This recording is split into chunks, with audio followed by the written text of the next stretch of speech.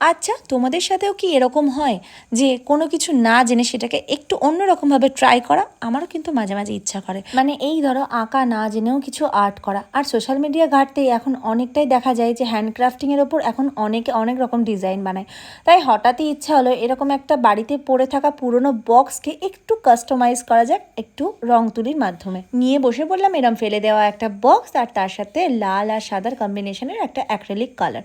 তো লালটাকে পুরোটা বক্সের সাথে বেস কালার দিয়ে নিয়েছি, তারপরে যা মনে এসেছে সে ডিজাইন করেছি। সত্যি বলতে আমি আঁকা প্রেমিক নই, আমি আর্ট প্রেমিক নই, আমি আঁকতে পারি না তা না, আমি অনেক ছোটোবেলায় আঁকা শিখতাম, বাট এখন আর একদম প্র্যাকটিসের জন্য আঁকাটা কিন্তু মাথা থেকে হাত থেকে বেরিয়েই গেছে বলতে পারো। আর সত্যি বলতে সবার মধ্যে যে সব ট্যালেন্ট থাকবে এটাও কোনো কথা না। যাই হোক, কিছু একটা আঁকিবুকি দিয়ে এই বক্সটাকে রেডি করেছি, জানি একদমই ভালো হয়নি, তাও ইচ্ছা হলো ভিডিও করেছিলাম, শেয়ার করার ইচ্ছা হলো। এই হচ্ছে আজকের ভিডিও।